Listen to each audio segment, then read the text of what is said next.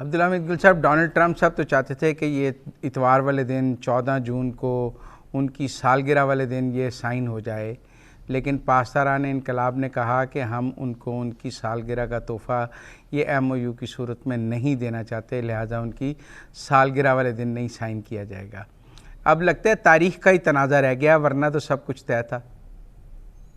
جی بسم اللہ الرحمن الرحیم، بہت بہت شکریہ جی۔ جہاں تک تعلق ہے، بالکل یہ ایسا ہی ہے کہ وہ اس کو کسی ایک ایونٹ کے ساتھ ریلیٹ نہیں کرنا چاہتے، اور ڈونلڈ ٹرمپ صاحب کی یہ بڑی خواہش تھی کہ یہ ان کی سالگرہ کے دن ایک بہت بڑا جشن ہو پوری دنیا کے اندر، ان کی سالگرہ کو 80ویں سالگرہ کو ایک جشن کے طور پر منایا جائے اور یاد رکھا جائے، جو کہ میرے خیال میں شاید ممکن نہ ہو پایا۔ دوسری جانب جو ہے اس کے اور بھی مضمرات ہیں، اور وہ یہ ہے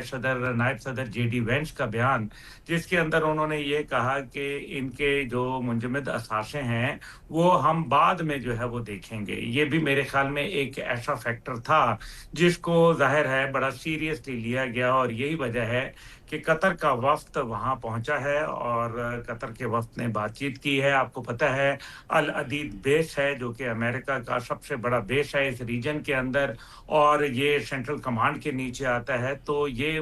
قطر کا ایک ہمیشہ سے آپ کو پتہ ہے بڑا ایران کے ساتھ اچھا تعلق بھی رہا۔ جب قطر کے اوپر سینکشنز لگیں سعودی عرب کی جانب سے، تو اس ٹائم پہ بھی قطر جو تھا وہ ایک ایران کی بہت قربتیں حاصل رہیں، اور پھر چاہے دنیا کے اندر کہیں بھی لیکن ایسا مسلمانوں کے لگتا ہے حوالے سے عبدالحمید گل صاحب، قطر اور یو اے ای جو اور عرب ہیں وہ جو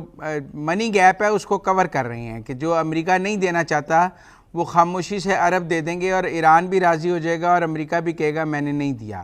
وہ جو ایک کشن ہے وہ قطر، یو اے ای، سعودی عرب سارے مل کر حل کر دیں گے ایران کا، اور ادھر سے امریکہ کہے گا میں نے کوئی پیسے نہیں دیے۔ یہ مسئلہ تو ایسے حل ہوتا نظر آ رہا ہے۔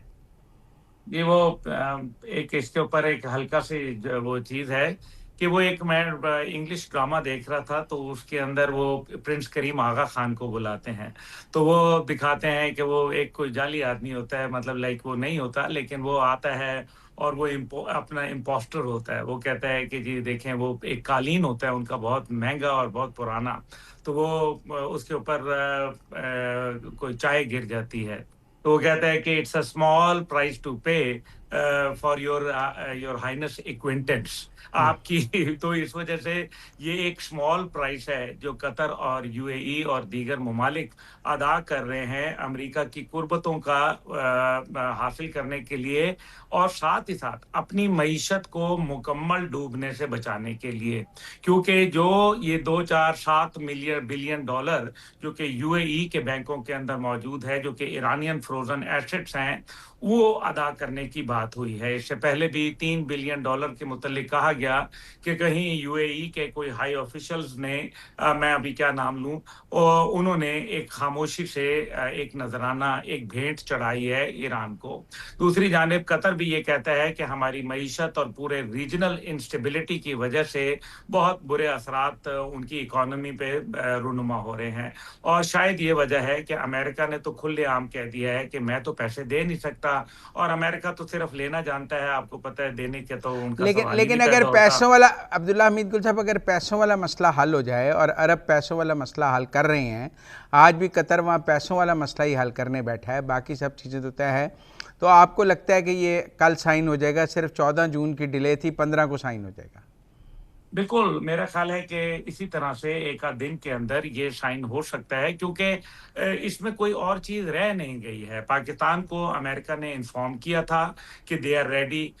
پاکستان کو ایران کی جانب سے آیا کہ جی دے آر ریڈی، اور اس کے بعد وزیر اعظم صاحب نے باقاعدہ ناپ تول کے ایک ٹویٹ کر دیا، اور وہ ٹویٹ کرنے کا مقصد یہی تھا کہ بھئی ہماری کوششیں الحمدللہ رنگ لا رہی ہیں، لیکن کیونکہ ڈونلڈ ٹرمپ صاحب اس کو اپنے اس سے کرنا چاہ رہے تھے، اور ایران کے اندر ان کے خلاف ایک بہت زیادہ سخت نفرتیں موجود ہیں، اور امریکہ کے اس سارے عمل کو وہ پر اچھا نہیں ایران میں میں نے جردانتے۔ دیکھا ہے تہران میں مظاہرے بھی ہو رہے ہیں معاہدے کے خلاف، تہران جی میں بالکل، مظاہرے اس معاہدے کے خلاف، اس ایم او یو کے خلاف تہران میں مظاہرے بھی ہو رہے ہیں۔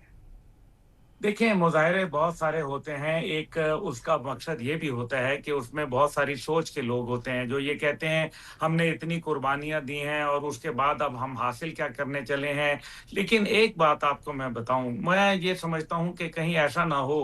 کہ ایران آلریڈی نیوکلیئر بنا چکا ہو۔ یہ میں بہت سوچ سمجھ کے اس لیے کہہ رہا ہوں کہ جب 1983 کے اندر ہم نے کولڈ ٹیسٹ کیا تھا اور 1984 کے اندر ہم نے اپنے آپ کو ایک نیوکلیئر پاور بنا لیا تھا، پھر ضیاء الحق صاحب کے دور کے اندر آخر میں آپ کو یاد ہے کہ 86 کے اندر غالباً ٹنلز بنائی گئی تھیں چاقی کے اندر، جن کو بعد میں میاں صاحب نے جب ایک فیصلہ کیا تھا اور پھر دھماکہ کیا تھا تو وہ تب استعمال ہوئی تھیں، کیونکہ ایک دن میں ٹنلز بنتی نہیں ہیں۔ اس لیے ایران کہیں نہ کہیں مجھے لگتا ہے کہ اپنے آپ کو ویپن گریڈ کے اوپر منتقل کر چکا ہے، جس کی وجہ سے امریکہ اور تمام ممالک اچانک ان کے اندر ایک سراسیمگی پیدا ہو گئی ہے اور ان کو یہ احساس ہو چلا ہے کہ یہ معاملہ ٹھیک نہیں ہے، اور اس کا سب سے نہیں، بڑا پر وہ ثبوت ایم او یہ یو ہے میں تو دیکھیں کہ یہ لکھا جا رہا ہے کہ وہ کبھی ایٹمی ہتھیار حاصل نہیں کرے گا۔ اگر وہ بنا وہ چکا کب ہوتا تو کب وہ ایم او یو میں یہ بات کیوں لکھے گا ایران، پھر وہ نہیں سر، ڈکلیئر۔ وہ دیکھیں نا، ابھی ایم او یو سامنے جب آئے گا تو پھر پتہ چلے گا، لیکن ایم او یو کے اندر ایٹمی ہتھیار نہ بنانا، کیونکہ امریکہ پہلے کہہ رہا تھا 20 سال کے لیے نہیں بنائیں گے، ایران کہہ رہا تھا کہ جی ہم اپنے 10 سال کے لیے، وہ اپنا 5 سال کے اوپر آپ لے آئیں، یعنی کہ معاملہ یہ تھا کہ کہیں 10 سال کے اوپر 8 سال کے اوپر بات طے ہو جائے۔ کبھی والا تو چکر کوئی نہیں ہے، یہ میں آپ کو گارنٹی کر سکتا ہوں، کیونکہ ایران کبھی والے معاملے پہ نہیں 10 سال مانے کی گا، تو اور بات یہ ہو رہی تھی، 10 سال کے لیے تو تیار تھا نا ایران۔ جی جی 10 سال کے اوپر تو وہ بات کر رہے تھے نا، تو اس کا مطلب یہ ہے کہ پھر آج ایٹمی نہیں جو بنایا تو 10 سال کے لیے بات کر رہے ہیں نا، اگر بنا لیا ہو جی تو تو وہ 10 سال کے لیے پاکستان کیوں نے بات کریں؟ پاکستان نے بھی تو 10 سال پہلے ہی بنا لیا تھا، تھوڑا بعد میں پر تھا۔ ہم نے کبھی یہ تو نہیں کہا تھا نا کہ ہم نہیں بنائیں گے، وہ تو ہاں کہہ رہے نہیں، ہیں وہ وہ کہہ پاکستان رہے تو ہیں ہم یہی، نہیں بنائیں گے۔ پاکستان کا تو یہ سٹانس کبھی نہیں تھا کہ ہم نہیں بنائیں گے، ہم تو کہتے تھے ہم بنائیں گے۔ بس یہ تو پھر آپ کو پتہ ہے عالمی سیاست ہے، اس کے اندر وہ نہیں بنائیں گے، اس کے بعد نہیں بنائیں گے نا جی، اگر اس سے پہلے بنایا ہوا تو اس کا کیا کریں گے؟ یہ بھی تو ایک میرے خیال میں